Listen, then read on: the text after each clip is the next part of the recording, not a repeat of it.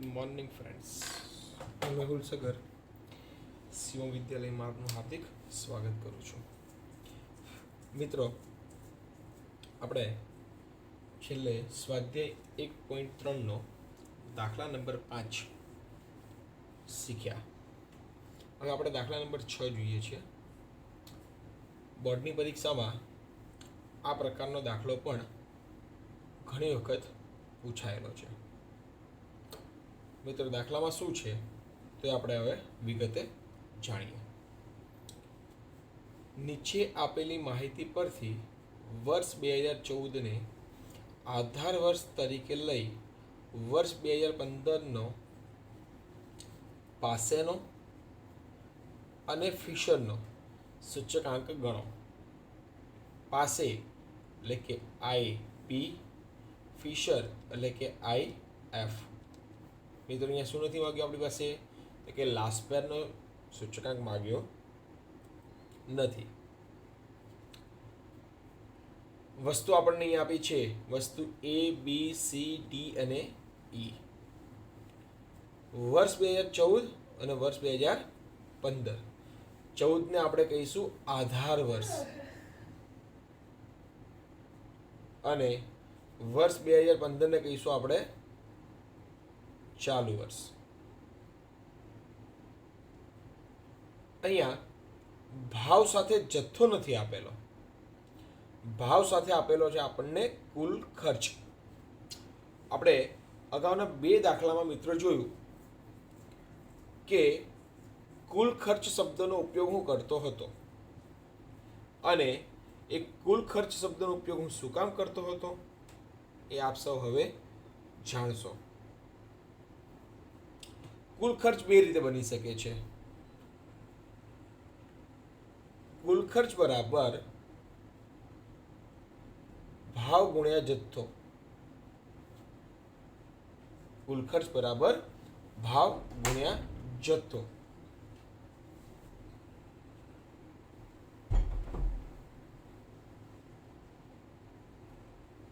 ભાવ આપણને આપેલો છે, જથ્થો આપણને આપેલો નથી અને કુલ ખર્ચ આપણને આપેલો છે. મિત્રો, અહીંયા ચાલુ વર્ષનો કુલ ખર્ચ થશે P1 ઇન્ટુ Q1 અને આધાર વર્ષનો કુલ જથ્થો કુલ ખર્ચ થશે P0 ઇન્ટુ Q0. એટલે જો આપણને ભાવ આપેલો છે, કુલ ખર્ચ આપેલો છે, તો આપણે શોધવો પડે જથ્થો. તો જથ્થો બરાબર થાય કુલ ખર્ચ અપોન ભાવ. કુલ ખર્ચ અપોન ભાવ. એ રીતે જો કુલ ખર્ચની સાથે ભાવના જગ્યાએ આપણને જથ્થો આપેલો હોય તો ભાવ શોધવો પડશે. તો ભાવ બરાબર કુલ ખર્ચ અપોન જથ્થો આ પ્રમાણે થશે. એટલે અહીંયા કુલ ખર્ચની સાથે શું આપેલું છે તે પ્રકારે ધ્યાનમાં લઈને આપણે ગણવાનું રહેશે. જો ભાવ આપેલો હોય તો જથ્થો શોધવો પડે અને જો જથ્થો આપેલો હોય તો ભાવ શોધવો પડે. અહીંયા આપણને ભાવ આપેલો છે એટલે આપણે જથ્થો શોધીશું. તો આપણે એનું કોષ્ટક બનાવીએ. તો કોષ્ટકમાં આપણે જોઈએ તો શું ધ્યાનમાં લેવાશે? તો કે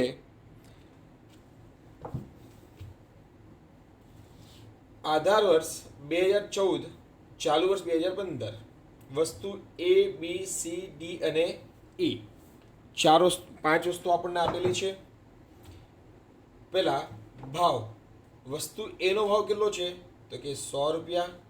વસ્તુ B નો ભાવ કેટલો છે? તો કે 100 રૂપિયા. વસ્તુ C નો ભાવ કેટલો છે? તો કે 150 રૂપિયા.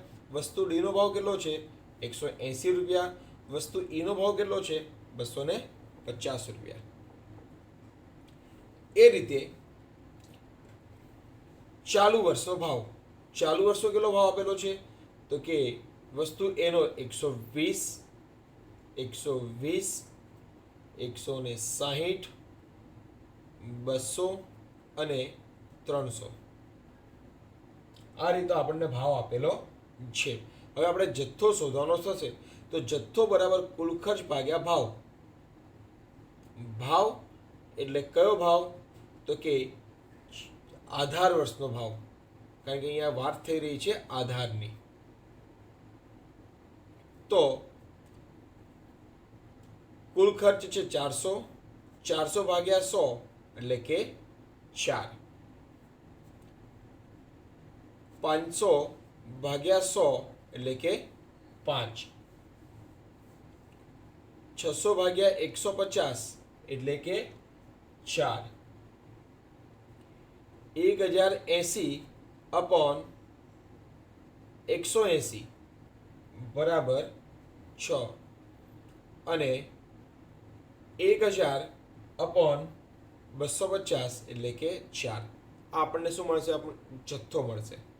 દરેક વસ્તુમાં આપણને જથ્થો મળશે. એ રીતે ચાલુ વર્ષમાં, ચાલુ વર્ષનો કુલ ખર્ચ કેટલો છે?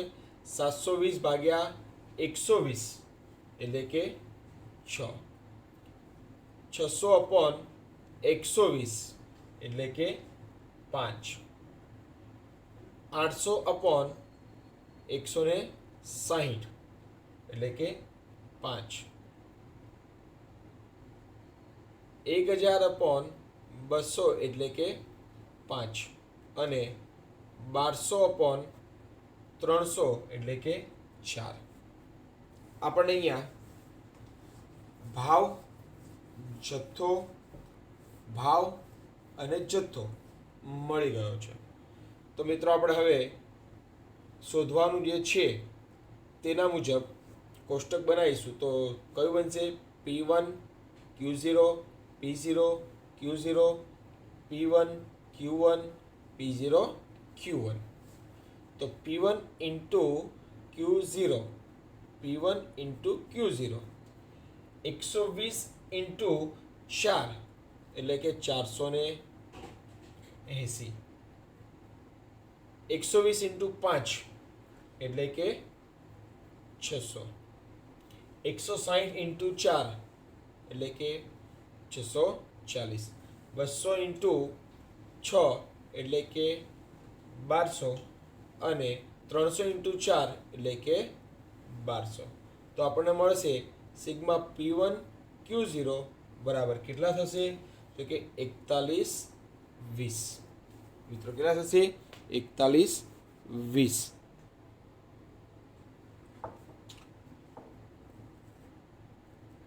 P1 Q0 P0 Q0. તો P0 Q0 આપણને કુલ ખર્ચ આપેલો જ છે, રકમની અંદર જ આપેલો છે. કેટલો આપેલો છે?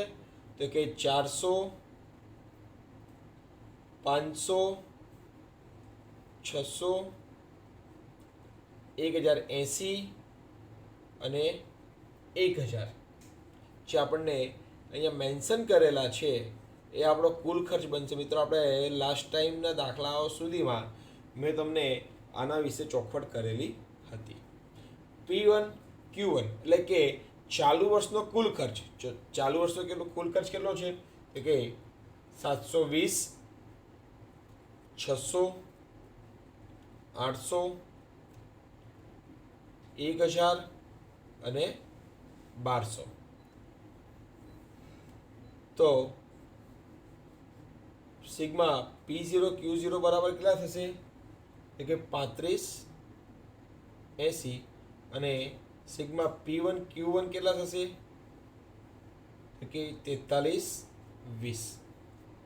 હવે P0 Q1,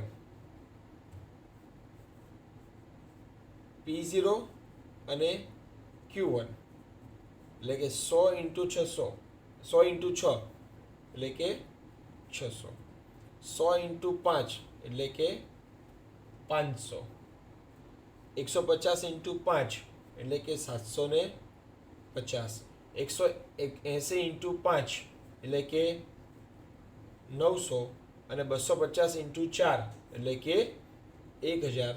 તો સિગ્મા P0 Q1 બરાબર કેટલા થશે 3750. મિત્રો આપણને ચારે ચાર વસ્તુ અહીંયા મળી ગઈ છે.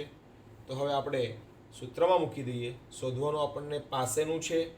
તો IP બરાબર sigma P1 Q1 upon sigma P0 Q1 into 100 એટલે કે 4320 અપોન 3750 ગુણ્યા 100 એટલે કે 115.2. 115.2. હવે શોધવાનું છે IF. IF બરાબર અહીંયા ફિશરનો સૂચકાંક શોધવાનો કીધો નથી એટલે આપણે અંડરરૂટ વાળું સૂત્ર લઈશું. Sigma P1 Q0 upon sigma P0 Q0 into sigma P1 Q1 upon sigma P0 Q1 અંડરરૂટની 12 into 100. તો એની કિંમત મૂકી દઈએ આપણે અહીંયા. તો એની કિંમત 4120 અપોન 3580 ઇન્ટુ 4320 અપોન 3750 ઇન્ટુ 100 એટલે 4120 અપોન 3580 અંડરરૂટની અંદર 1.1508 ગુણ્યા 1.152 ઇન્ટુ 100 અંડરરૂટમાં ગુણાકાર કરીશું તો 1.3257 ઇન્ટુ 100 અંડરરૂટ કાઢીશું તો 1.1514 ઇન્ટુ 100 એટલે કે 115.14. અહીંયા આપણને પાસે અને ફિશરનો સૂચકાંક મળી જશે. હવે આપણે નવી પદ્ધતિ સાથે નવા સ્વાધ્યાય સાથે બીજા લેક્ચરમાં મળીશું. ત્યાં સુધી ગુડ બાય.